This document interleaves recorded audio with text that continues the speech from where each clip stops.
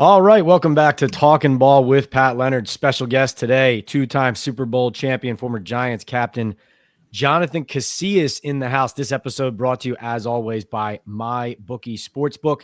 Use that promo code PATSPICKS for a 50% match on your first deposit. Also, Boom Chaga Mushroom Super Drink. It's Talking Ball 25 over there. And Estate 98 Coffee, as well as Sal Loretta for Men, luxury menswear and tailoring in Midland Park, New Jersey. JC, Jonathan Casillas is here to make us look good today. Jonathan, JC, thanks for joining us, man. How you doing? I'm good, Pat. Thanks for having me, brother. Long time no talk to, but it's good to be on. I know. Yeah, thanks for coming back. I think you came on last summer, dropping knowledge on these Giants fans here on our channel, and we're glad to have you back. Of course, you have an exciting event upcoming, the 10th annual Jonathan Casillas Forward Progress Camp. You are, of course, from New Jersey. You host this in New Jersey. Could you tell us, our listeners and viewers, a little bit about what the Forward Progress Camp is, why it's such an exciting opportunity for the youth and the community here in New Jersey? Well, thank you for that. So, like you said, 10th year doing the camp. Well, this is a huge milestone for us. It would have been year 12, but, because of COVID, we had to take a couple of years off. But, Pat, this is my baby. I sat down with Lori Lazovic and the president of New Brunswick Tomorrow, Jeff Vega, 12, 13 years ago. And we came up with a nice plan to not just, deliver a football camp, but deliver a leadership camp. And the reason why we call it that, because when the kids come in the morning, right, it's a free camp. We hook them up with free shirts, shorts, backpacks, right, all of that good stuff. But they come in and we got always a great keynote speaker. But Pat, they're in classrooms for the first for the first 2 hours. We get 8 life skills courses. And, it's changed over the time, because we're all about paying attention what's going around socially, in, the current events and stuff. Like, during COVID, we had, a certain aspects and topics we had to hit on. And then now, we always have like a social media class, the do's and don'ts of social media. We bring the local firefighters in, they talk about, interactions and safety. We have police come in, the New Brunswick Police Department come in, and they talk about police interactions. We have Jonathan Vilma, as you know, Fox Sports. He teaches our public speaking course. So like we literally have a full gamut of things. And this is even before the kids go out on the field in the afternoon, and of course the football stuff is legit football stuff. And the great thing about it, Pat, this camp is not just for football players, right? We call it the inclusion camp. We've had girls like now that, girls flag football is really prevalent now. We've had girls since day one, back in 2013. We've had girls in our camp. We got kids in self-contained classes. We got non-athletes. We got kids that not even interested in football, because it's bigger than football, Pat. Like we want to deliver these messages. And now it used to be me and maybe a couple other from New Brunswick High School, but now we've kind of gradually got the Jonathan Vilmers, the Dr. Jen Welters, was the first female coach in the NFL. She's been a resident teacher and coach for us. Like we've kind of evolved to be in this, a whole bunch of, influential instructors to come help us with the life skills. And then, of course, we bring in the former NFL players for the field. We bring in the current NFL players on the field in the afternoon. So we've been doing a great job at it, Pat. And honestly, when we're done with the camp, like I'm just jubilated. Like I'm so like it feels so good to do something like that. And of course, it's not just through football. We're not just helping the kids be better football players, but better leaders, better young role models, right? Better students, better young men, better young women, and that's what we hang on our hat on. And Pat, if you give me a chance to introduce what we're doing this year, we're adding a second day to tailor the older, more experienced athlete. And we partner with a company called Sumer Sports. And they're going to come in and we're going to have like I said, an older camp, but it's more for 8th grade to 12th grade boys that play tackle football. And we're going to put on like basically a combine style camp for them. We're going to have this company, Consumer Sports. They're going to bring in laser 40s, vertical jump, broad jump, right? Short cone shuttle, biometrics. And that all of that is going to be valuable information, verified information that will be valuable for all of the kids' recruiting profiles. So that's going to be provided from Sumer Sports, and we're bringing back the real competition that when you have the demographic that we used to have of, kind of kids that really don't play football to kids with really good experience, it was really hard to fully have everybody be competitive. So we wanted to better service the older kids, the more experienced kids, and have that competition be paramount. And we got the one-on-ones, which all the kids love. And then we bring in the 7-on-7, which all the kids love. So on top of the combine stuff that the kids get, we're bringing the competition aspect of it, the one-on-ones, and that will be called the inaugural Jonathan Casillas Forward Progress Elite Camp. And that'll be $50, but they're getting, that value is probably $1,000 at least per athlete. And we're hanging like we still got life skills too, Pat. We still got life skills. It's just the schedule is done a little bit differently because we're introducing this combine style clinic. And that's just basically for these kids to have recruiting profiles, and they don't got to go to those, rivals camps and adjacent Garrett camps. It's right in New Brunswick. It'll cost $50, and it's right at New Brunswick Middle School. Along with the NFL Combine idea at the elite camp, are you going to put them through like 15-minute meetings with the quote unquote team? Because, Shedeur Sanders just showed us it's pretty important how you come across off the field as well, right? Like that maybe down the road, future years, that would be an interesting wrinkle to throw in there along with that physical work on the field. Because like you said, the way you organize your camp is showing them what's important first, right? The leadership, the role model, the off-field stuff. And I know as a high school kid, that would probably be a shock, but a good learning experience to essentially do your job interview, right? It'd be like a 15-minute job interview, just like you and all these other NFL players had to do in Indianapolis, right? That would kind of be interesting. No, Pat, that's what we're doing. So, you are doing said, that. So it's Saturday and Sunday. Saturday is the 10th annual camp, which we've always done. That's the 8 life skills classes. And now for that, the 8th, Saturday, June 8th, for the elite camp, instead of having 8 life skills classes, we have one class that's basically with me, and I'll keep it like more of an open discussion with the kids so we can actually have a conversation, questions, do's and don'ts, and all of that good stuff. The value of hard work, respect, respecting the craft, respecting your coaches, teammates, all that good stuff that I always talk about. But then we're actually, and this is our first time doing this, Pat, we're going to have them in the classroom studying football. We're going to have film. We're going to have whiteboard chalk talk. So we're actually doing it. And, I think Shedeur, with that comes to mind, I think people might mention that during our camp, letting people know this is how you don't do things, right? And you look at Jackson Dart, that's how you do things in the chalk talk when you're talking to these coaches that all they want to do is, if you don't know something, that's fine. Like they're not really tripping over that, but they want you to be open to learn and see if you can learn on the go. And I think that's paramount when it comes to these coaches and what they're looking for. They're not looking for a finished product. Nobody's a finished product as a rookie. They're looking at kids that are willing to learn. Of course, they got to have some type of information and some type of knowledge of the game, but they want to make sure that the kids can learn and how they process information. So that's definitely something that we are implementing in that elite camp on June 8th. That's fascinating. Yeah, so June 8th, New Brunswick. You said at the middle school there, and then also Memorial Stadium. Is that correct? Mm-hmm. And then it is forwardprogresscamp.com.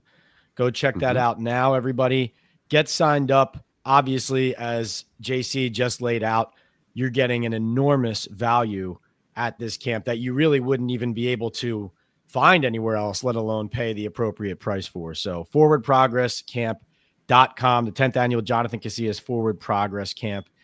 And JC, shifting to talk a little NFL football, leadership is a word that always comes to mind for me with you. We just talked about it in relationship to your camp, but also like when I started covering the Giants, I was fortunate enough to be covering a team where you were a captain, you were a major part of it. You were vocal, both a face for the team and also internally things we did not see as the reporters and the media on the outside looking in for a team that ends up going to the playoffs. You're one of the guys behind the scenes gluing it together, keeping guys on the same page. I bring this up because my first question for you as we shift to the NFL is, last year's Giants team, I believe, lacked leadership. They faced adversity like every team does. I think obviously 26, Saquon Barkley not being there, that created a void that no one was able to fill. But what I wanted to ask you is, who do you think on this current team can step up now? Because the Giants have turned the page here. They've added some exciting players, but they're still going to face adversity. Even if Abdul Carter looks good, even if Nabers continues to produce, they're still going to face adversity. So my question to you to open this is, who on this Giants roster do you believe is capable of stepping into that void and really kind of carrying that weight on their shoulders when the Giants are in their toughest moments? Well, I want to push back on what you said about no leaders. I feel like, where the Giants were at, especially in the second half of the year, I feel like all the leaders got hurt. Andrew Thomas, Dexter Lawrence. I think those are the guys that, kind of jump off the page right away. What Dexter was doing in the first half of the season, like he was probably the best overall player in the NFL, what he was doing. And then he gets hurt. It's hard to kind of be that leader when you're sidelined and, you got to go through rehab and, it's hard to really be that guy. And so Andrew Thomas, he's kind of been in and out of the lineup the last few years with his injuries as well. But I love the way Brian Burns handled it as a first-year Giant player. I feel like he was stepping up and delivering messages to the team, to the locker room after losses. And he was a guy that, people can, count on, not just in the locker room, but on the field, and battling through injuries as he had the whole year. Bobby Okereke, he's a guy that has played a good amount of football in this league. Micah McFadden, I think he's emerging as one of the top playmakers for the Giants. And, he's now a veteran, and he's now solidifying his presence, really good middle linebacker in the NFL. And listen, I think the kid, he's young, and I think he might have said some things out of pocket last year as a young diva-like receiver. But Malik Nabers, I think people value the things he says, and even Dayball. I think Dayball value the things he says, and I think with the year underneath his belt, with some things that he could say, things that he can't say, I think, he'll be able to step into the role as, saying some things maybe a little bit more not so, on the fringe, certain things, but, Don't at the cross end the of the line, day, right? Yeah. yeah, I think that's things that you learn, like I was good at media, but I had to work on it. I had to work on, not saying all the time when I spoke, I never spoke like he did, kind of like everything that comes to his mind, he says it. You have to process your information and know that there are certain things that you can and can't say. And the whole body of, what you say might be okay, but there's a certain sentence in that if somebody snips it, then that can look like you're a villain, to certain people. But I want to highlight him because not just I think he was a tremendous talent last year. I do think he was kind of trying to step into that leadership role, because I think he sensed that there was kind of a vacancy there, with the carousel at the quarterback position and the quarterback play that really hasn't really been there for a few years. I think he wanted to step up and be that guy. And there's other guys, GVR, John Runyon, Andrew Thomas, Russell Wilson coming in, Jameis Winston. Like there are guys that been around in the NFL for a good amount of time that has that leadership. But don't overlook Malik Nabers, because I think everybody understands the type of talent he is. And I think with a little bit of coaching in terms of how he handles the media, I think he can go ahead and deliver a message that fully represents the offense and fully represent the culture of the New York Giants. And I think he kind of saw what not to do last year, and hopefully that can help him out in handling and how he talks to you, Pat, and all the other guys and the beat writers for the Giants. No, that's a really interesting point. I mean, especially because I'm sure you can speak for it as a player. It's a great thing when your best players are also your best leaders, right? Like that's Mm-hmm. kind of like, oh man, we really hit the jackpot here. And I like that you push back on what I said about the team, because that's the only way to have constructive conversations about what we think the reality is in these situations. But to me too, like Dexter Lawrence, I think he tried, but also not every player who produces has to be the same kind of leader either. In other words, like some guys are best as leaders by example. And What I saw last season was it was almost like Dex was expected to just carry all of it. And you're absolutely right. Burns did have a strong voice and a good voice and had really good perspective. I totally agree with you on that. But it felt to me like the shortcomings of the entire team were a weight that became very heavy for Dex. Like that if I'm the Giants, if I'm Shane, Dable, Bowen, and all these guys, I want to find a way to free Dex from having to feel like after every loss, he's got to stand there. I mean, you want him to speak. He's one of the best players, but free him from feeling like he has to always take the bullets for what's going on, because it felt like it became too much for him. And some guys are just better left to dominate on the field. I don't know. Is there something to that? Am I off there? No, I think there is something to it. I feel like, for me, I embraced it, as a player that, like, I knew I wasn't the best player on the defense, but I feel like I had a good reading and I was a good voice for what we felt as a defense, right? Of course, collectively as a team, but I would speak, on behalf of our defense. And, I feel like I was a good representative for that. And on the other side of it, right, Eli talked to the media, but Eli wasn't a big vocal leader. He barely broke the team down. He barely had his post-game speeches, but whenever he did speak, Pat, everybody shut up. That's for sure. But he was a guy that, I mean, by the time I got there, he already got 2 Super Bowls. He already was, one of the most backs historically. He already had the Iron Man. Like, he already accomplished the thing. So when I walked in that locker room, it was like, yes, sir, Eli Manning, sir. You know what I mean? Like, and that's kind of Dexter, So, you might be right. Personality wise, it might not be Dexter's forte, but he might have felt obligated to do so. But like I said, bringing Brian Burns in and, having Paulson and Debo, having the safety from Miami come in, I don't know those guys personally and how they deal with the media, but some of those guys might be a little bit more, in tune with speaking up a little bit more than Dexter Lawrence, because Dexter, we all know Dexter. Like, yeah. I don't know about you, Pat, but every game I'm watching him and I'm just sitting here like, I'm literally like, oh my God, like, do you see Dexter? Like, double teams. If you try to block him one-on-one, it's a suicide. Like, you're literally signing your quarterback for failure, but like, and with a guy like that, it doesn't really matter his personality. If you're playing next to him or if you're playing behind him, as I did as a linebacker or any of the defensive backs, like, you look at that and was like, bro, I got to show up because he's doing his job. He's kicking butt every single game. And it really doesn't matter what he say, because he's out there putting it on film week in and week out. And maybe it's another guy that steps up as the verbal leader that the Giants might need, and I understand what you're saying, Pat. I do feel like leadership struggled last year. I think with the whole shifting of the roster from 2022 to 2024, the Julian Loves, the Xavier McKinney's, the Saquon Barkley's, right, the Daniel Jones, all of the leaders from the past since that playoff team, the Sterling Shepherds, right, all of those guys, right, those leaders are gone, and I feel like the Giants have struggled keeping the leaders that are currently on the team healthy. And at one point last year, I felt how you felt. I was like, man, where are the leaders at?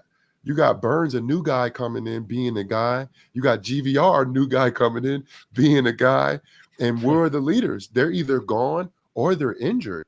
And I feel like at one point last year, especially later in the season, that's where the Giants were at. So I understand what you're saying, Pat. I just don't see it the same way, because I think there are guys on the roster, and I think they will emerge as more of a vocal leader, as more of a leader do by example, right? I think it will emerge because, yes, the Giants roster shifted again this year, but I think the Giants added more starters than they did this year than they have in years past. That's a fair point. Definitely, that right on the nose there. The adding starters to produce, and also like you said, like transform the identity of the team again. And continuing on the leadership element, but it's really fascinating in the quarterback room, like you said, between Daniel Jones and everything going on there, plus the revolving door with the injuries at that position. And like you alluded to, Eli Manning being a guy not necessarily as vocal, but when he spoke, everybody listened because of who he was, the position he played, the amount that he had won. So now you have an entirely, outside of Tommy DeVito still hanging around, you have an entirely new quarterback room. You have Russell Wilson, Jameis Winston, Jackson Dart. Not going to lie, early on, it does seem that Dart has a little bit of an it factor in just how people respond to him, how he carries himself. You can see why somebody sits in a room with him in the pre-draft process and says, would love to coach this guy. Let's draft him. So I guess my question to you is, how do you see it going, that dynamic in the QB room? Because it's a lot of people say, well, the ideal scenario is Jackson sits for a year and he learns behind these two guys. But these are both accomplished quarterbacks. You have a Super Bowl champion and you have a former number 1 overall pick. And also, JC, this has been talked about a lot, very different personalities from Wilson to Winston to Dart to DeVito. What's your ideal scenario for how this breaks down, how the Giants deploy that room and how those players fit in to this year's team and structure? Well, honestly, I didn't know what the Giants were doing when they signed Jameis. I was trying to figure that out, but I had to take a step back and really look at, I feel like, big picture wise and what the Giants really needed to get done. I think there's no question about what the Giants' struggles have been lately, and it's been the inconsistency from the quarterback position, whether it's through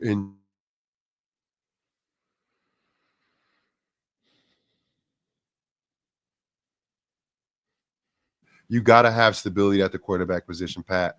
Like, in order for you to be a contender, and be competitive. And I say this every year, Pat. I don't really care the overall record. I want the Giants to do well in the division. The Giants have struggled in the division in years, right? Even the playoff year, the Giants went 1-4-1 in the division. Like, that is not going to cut it. The Giants have to figure out ways to be competitive in their own division, and you bring in a guy like Russell Wilson, who has experience playing the quarterback position, who has experience of success and knows what it smells like, knows what it tastes like, right?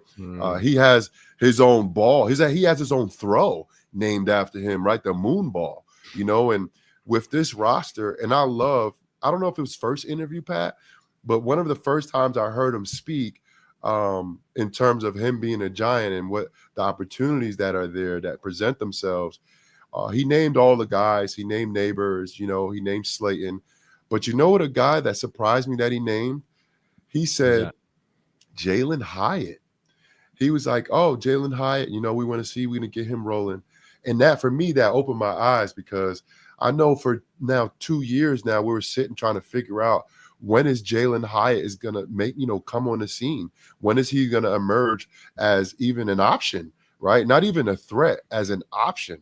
He took a step back last year, but that's Russell Wilson being the leader that he is. He understands what it takes to, I think, get other guys behind him. Because at the end of the day, no matter what you think of the quarterback's the leader of the team, bro. That's just what it is.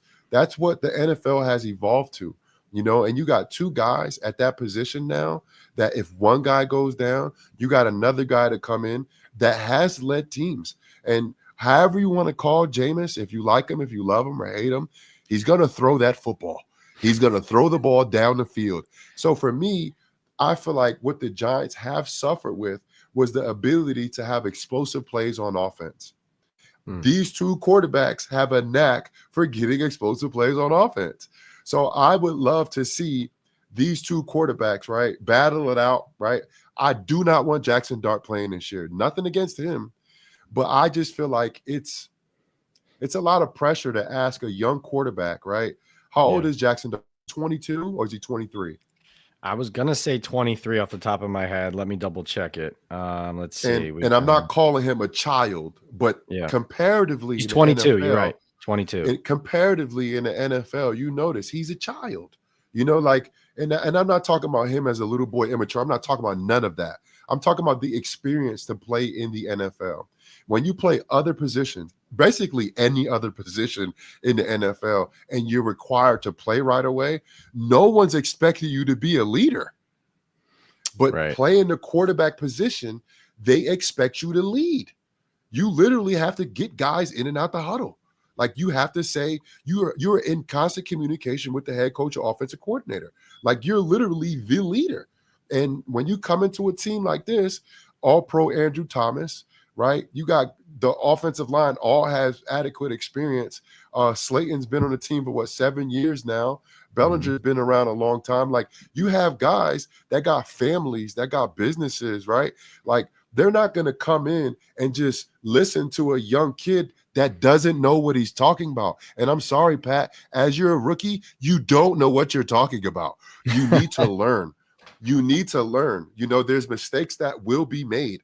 And I just feel like the pressure is off of him from actually coming in and being a leader from day one when he truly has no idea what he's doing, like every single rookie in the NFL. Of course, you got a Jaden Daniels. I think that's the outlier, right? That's the one that he happened to have a coach that, basically fit an offense around him.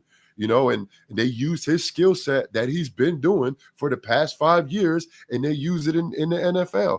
That's not going to happen with Jackson Dart. He has to learn what Daboll is doing, and that takes time. Turning your back away from the court, away from the defense, and play action. If you've never done that before, and you're used to just doing, I don't know if you can see my hands. If you're used to just doing RPOs, it's a little lower, Pat, but I'm trying to let you see my hands, okay? When you're used to just doing RPOs with your eyes on the defense, that's different than turning around and literally taking your eyes. That takes a while to get used to. So for me, I love the draft pick. I love that they went back into the first round and got that 5th-year option for him. That means it's cool. He has no pressure to play right away. And I think it does put pressure on Russell Wilson. Having Jameis Winston there as a backup put pressure on Russell Wilson. But hey, Russell Wilson can handle it. He's a veteran. He's a Super Bowl champion. He's a Pro Bowler. He was a contender for an MVP not too long ago. So I like the pressure being on Russell. I like the pressure being on Jameis Winston to push Russell Wilson, and no pressure on Jackson Dart whatsoever. Learn from 2 of, I think the best deep ball throwers in the NFL, and you sit back, learn the offense, learn the verbiage, right? Have fun at practice, because he's going to get to be able to practice on scout team and all that good stuff. And then have a good rookie year. And then your second year, you go ahead and push. I don't know who's on a 1-year deal, Jameis or Russell?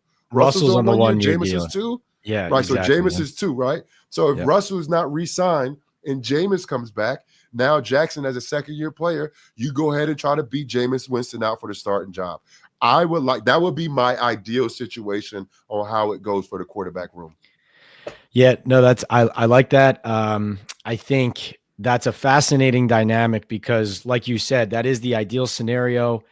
In the modern NFL, though, even when it doesn't feel like it's the right thing for the player, these first-round quarterbacks always play earlier than you think. So that's why I'm so interested in this situation. Like, you think back to last year with the Falcons signing Cousins and drafting Penix. I know Penix was drafted even higher than Jackson, but it was one of those scenarios where you went into the season and you're like, well, the kid's not going to play because they gave Cousins a gazillion dollars. And it's like, no, he'll find a way on the field one way or the other. And there it is. Yes, it's injury, but it's also maybe not enough winning, not enough production. But like you said, if the Giants can get through this season where they're playing well enough at that position and healthy enough as a team where Jackson can sit back and learn, all the more better for them to actually get this rebuild on the appropriate timeline, right? Like, you're not rushing anything. You're not forcing a square peg into a round hole. That would be amazing. You said something there that made me think and almost kind of made me smile, which was the division games. And as a former Giant and NFL player and 2-time Super Bowl champion, how you're zeroed in on that first. Like, so, let's stop thinking about going 17-0 this year and turning it all around. We got to beat the Eagles, Commanders, and the Cowboys. As a player, is that how you always thought as well? And how much does it grind you when the Giants lose one of those games compared to, falling to the Niners or whatever? It's worse now that I retired, Pat, because I have friends that are Cowboys fans and Eagles fans, and they are the worst. They're the worst. They are the worst. And they calling me like I still play for them. They was like, yeah, you see what we did to y'all. I'm like, bro, it ain't y'all. I don't play for them no more. But even how the season starts, Pat, with 2 road games against the Commanders and the Cowboys, right? They want to make sure they get it on the schedule ASAP. I don't know who's in charge of that stuff. But at the end of the day, for me, I wouldn't want it no other way as a player. You know, I love starting the season in Dallas Sunday Night Football. Like, Pat, all year I would train to tackle Ezekiel Elliott. All year, you know what I mean? I'm going against Jason Witten. Like, literally, I'm training the whole offseason to go against the Dallas Cowboys Week 1 Sunday Night Football. Like, it gets stuff going. You know, I was training the kid earlier today, right? He plays at Lafayette. Is it Lafayette? I think he might have transferred. All I know, he's playing Florida Week 1, right? Every rep we did today, Pat, was thinking about Florida. Every rep today was thinking about Florida. Like, because it gets you going. You know what I mean? Like, this is a big opportunity. And of course, the Giants, these games count for double. You know, you give your team in a division a loss and you get a win in a division, right? So these games count for double. So they do have a special significance. And the teams I've always played on, the goal from the beginning of the season is not make it to the playoffs. It's always win the division. That was always the goal for every team I played on. So I hope that goal hasn't shifted for the Giants. I think that should still be a goal for them, because if you win in your division, it guarantees you a playoff spot and it guarantees you a home game as well. Right. 0-6 last year in the NFC East. Hurts to even say it out loud. But like you said, Washington, Dallas, weeks 1 and 2, there it is. It's right there for you. You know, imagine how different the Giants will feel, and just East Rutherford will feel, and the tri-state area will feel if they get a win in week 1 over Washington. You go to Dallas then, and you have a Dallas Cowboys team that people think is vulnerable. They did, though, just trade for George Pickens. Shifting to some of your expertise on the defensive side of the ball as a former player here, how much more dangerous does that make Dallas as an offense? I asked that because, of course, he's a very good player, and it makes them more dangerous as a passing team. But you and I both know that the things that they struggled with last year was running the ball and stopping the run. It wasn't like they were struggling to pass the ball when Dak was healthy. But as a defensive player, as a former, signal caller and captain, like when you see Dallas Cowboys, and now, from a Giants lens too, you see the Dallas Cowboys land George Pickens, is your first reaction, oh no, like that's going to be impossible to stop? Or is your first reaction, I still see a path to containing this Dallas offense despite that extra weapon? I mean, I don't care. I don't care. I mean, you talk about me as a player, Yeah. As a player, whatever to me, like I would worry about tight ends, running backs, and offensive linemen, and that's the thing about the Cowboys. They always had good tight ends, running backs, and offensive linemen. They took a step back in those categories the last few years, right? They don't have the Hall of Fame tight end. They don't have the bell cow running back that they'll give 300 carries through during the season. They don't have the dominant all-pro, all-5 offensive linemen. They're still good, but they're not the same from even the years when I played 15, 16, and 17. So for me as a linebacker, I'm just like, hey, y'all make sure y'all handle that on the outside. But this is the thing. Just because they got a good receiver, that doesn't mean that it's all on the defensive backs, right? It's on the pass rush too, right? If Dak doesn't have time to get to Pickens, to CeeDee Lamb, then like it doesn't matter who they have at wide receiver, right? So I think as a collective, unit defensively, the Giants should look and say, we have to get home. That's why we brought in Abdul Carter, to go against this passing attack that can throw for 5,000 yards in the season, which Dak has done, right? But if we can get to him and we can frustrate him, right? Leading the league in passing is the indicator of you winning anything, right? That doesn't mean you're winning anything, right? Yeah. Being able to control over takeaway ratio, right? The ability to stop the run and run the football, that is, and converting on third down in red zone, those are way better indicators than having, an elite passing game. Right? We watched last year what the Cincinnati Bengals did. right? They had a triple crown wide receiver. I think they were top in passing the football, and they didn't even make the playoffs. So it's like the passing game for me, it's cool, but I care about the Giants stopping the run. That's what the Giants defensively has struggled with the last few years. And that's where my main concern when I come to the Giants against any of the divisional teams, the Eagles. We're not going to talk about Barkley. I hope you don't ask me anything about that. The Eagles that's been done, yeah. Right. The Eagles has dominated the Giants on the ground in the last 3 years. Because if you go back to the playoff year, that was a clinic. All 3 games. They averaged I don't know what they averaged, but it was 750 rushing yards in those 3 games, Pat. Yeah. I mean, what? Whatever they wanted. Yeah. And mind you, this is the playoff team from the Giants in the last 10 years, right? And they could not stop the run.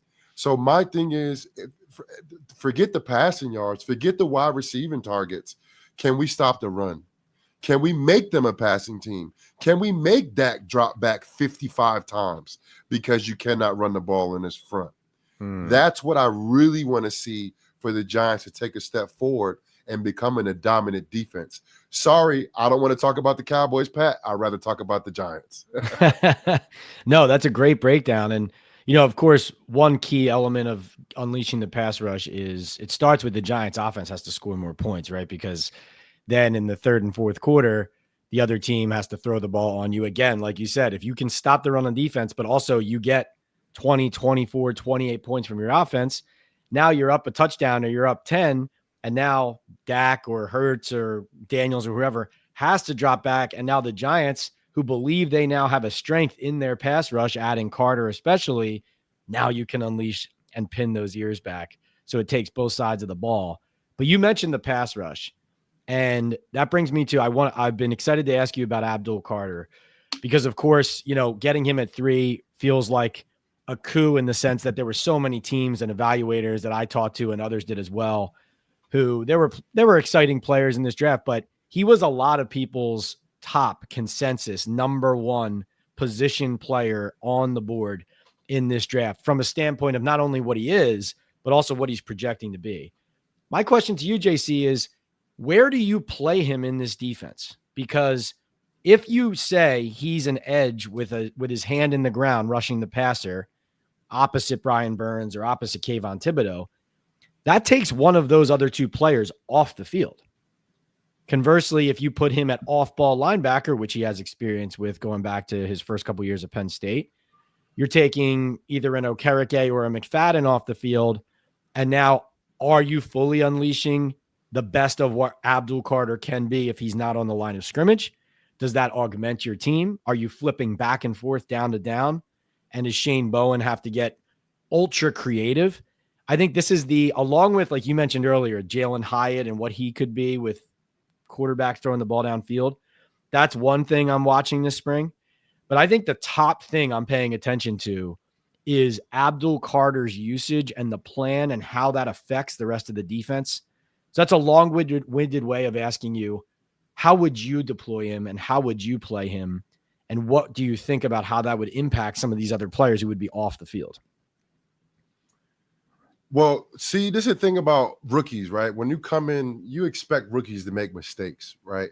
So what I would try to do, I wouldn't try to play him at multiple positions. Like when I say multiple positions, I'm not talking about along the defensive line. I'm talking about as an outside linebacker on the ball and then off the ball inside linebacker. I wouldn't even try to do that at all this year. Oh. I would just keep him exclusively as a pass rusher. Because I feel like the less the guy's thinking, the more you can actually get what he's truly capable of, right? And people talk about Kayvon Thibodeau, right? They talk about his production and stuff like that, but he was once playing 90% of the snaps, right? That says something about what type of football player he is, right? And on the other side of it, I think we understand who Brian Burns is, right? He's not only mentally tough, he's physically tough. He played through injuries the whole season last year. He was always hurt. He never wanted to come out the game. He was always productive. We never saw that big game from him, but I feel like if you have the right combination of guys and the offense could score more than 16 points a game, meaning the Giants actually have a lead late in games, I think you present that opportunity to him a little bit more.